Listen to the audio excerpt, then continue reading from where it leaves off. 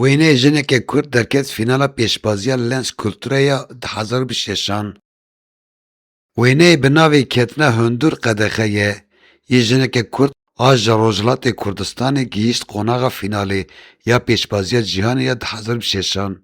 Di pêşbaziya Lens Kulture ku bi 100,000 wênekêşên ji 124 welatan bi wêneyên xwe beşdar bûn de serkeftin û fînalîst diyar bûn. Fotoğrafkeş Evin Abbasi bi fotoyê xwe ket nava fînalîstan.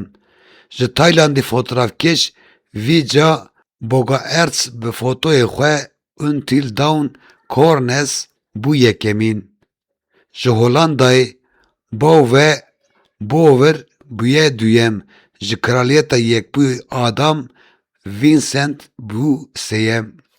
Fotoğrafkeş Evin Abbasi fotoğrafkeşek û hunermendekî afirîner.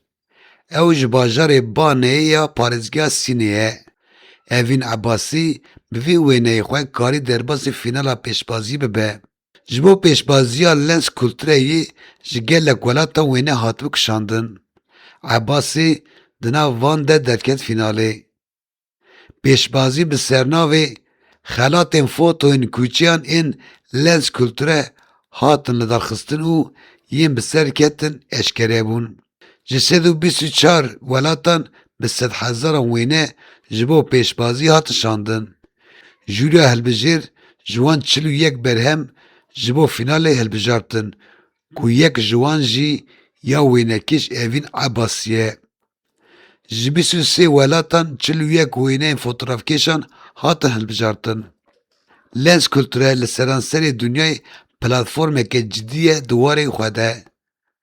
Di pêşbazî de berhemên bi ser ketin bi xelata pereyan têne xelatkirin ku xelat $25,000 ye. Fotoyên bûye yekem, duyem, sêyem li gel yên bûne fînalîst li Londona Ingilistanê di pêşengehê de dê bêne pêşkêşkirin.